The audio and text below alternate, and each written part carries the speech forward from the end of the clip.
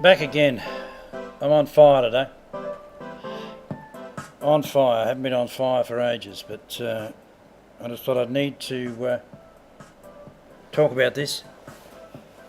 Job losses. The global financial crisis that hasn't gone away. I mentioned it hadn't gone away. It's getting worse.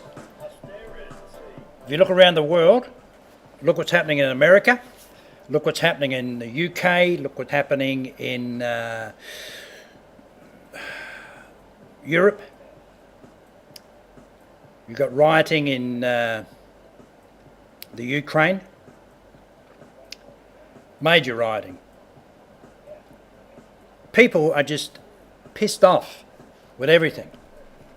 In Europe, it's pissed off at the EU and whatever else is going on, all the bailouts and bail-ins and bloody, you name it.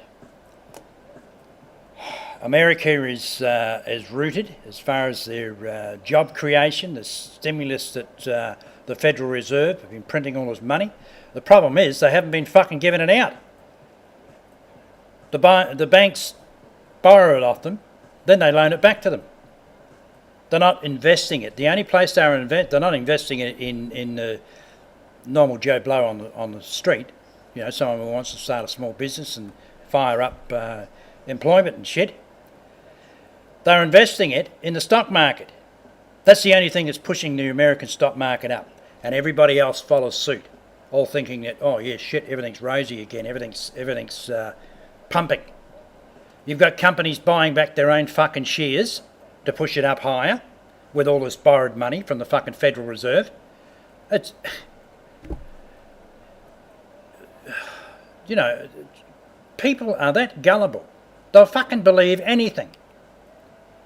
Even here in Australia, right? I think the stock market is going back up again, or has been, you know, mucking around or whatever. It's all a con job. As soon as they pull the pin, everybody's going to lose their fucking money. The stock market's just going to go boom, cunt up. No worries in the world.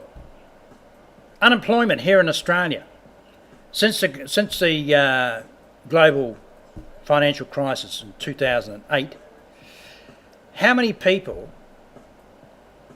can you imagine have lost their jobs since that time, and are still losing their jobs today on a daily basis? Hundreds of thousands. Probably, Jesus, who knows? I haven't got the figures. But just last week, here in Western Australia, 1,300 people lost their job, boom, overnight.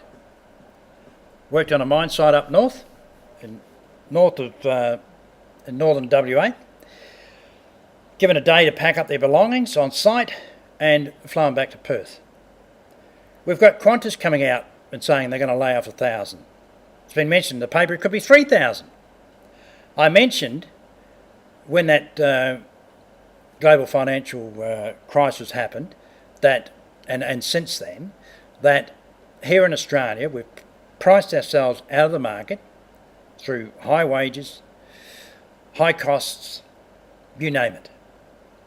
And it's coming back to bite us on the arse. I also mentioned, why do we have to get tied up with everything else that goes on in the world?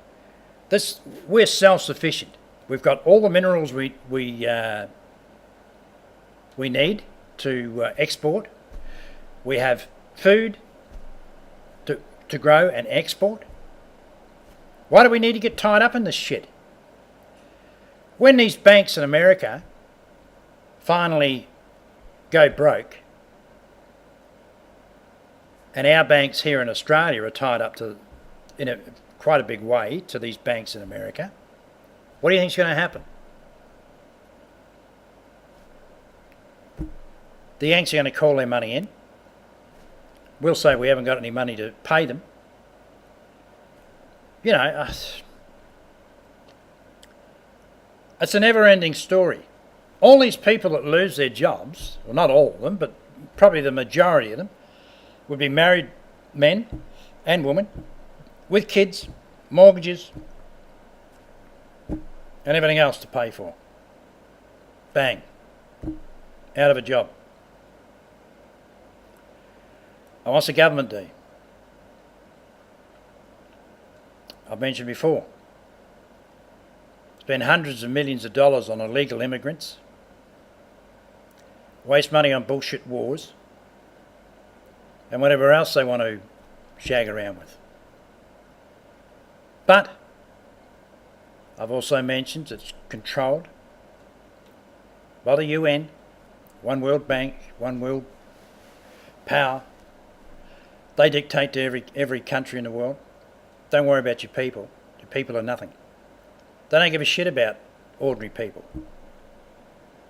As long as they can rip everybody off, just keep you down as a drone. If you're lucky to have a job. What's going to happen when the government run out of money and can't afford to pay the dole for people? All these people can't afford their mortgages. Want to sell their houses. There'll be fire sales all over the place. Good for some that have got money. Be able to pick a house up for, I've mentioned this before. Excuse me, not a good situation. So it'll be interesting to see what happens next week with Qantas. We've got Holden, Ford and Toyota pulling out of Australia. Government's not going to give them any more subsidies. I think this subsidy thing is all about what Qantas are after. Virgin's been on about the government shouldn't be giving them subsidies or something, I don't know. Branson was on about it, which is fair enough too. I've mentioned before, I got a small business. If I won't ring up for a subsidy, what do you think they're going to do? They're going to tell me to go and get rooted. Never mind. Be interesting to see what happens next week. But, like I mentioned, I said a couple of years ago, maybe 4 years ago, this was all going to happen. And it's happening right now. Not a good situation. The government need to get hold of this and, they can't do anything about it. Everybody has to look after themselves as best they can because the government's not going to look after you. They can't. They've been told not to. Catch you, people.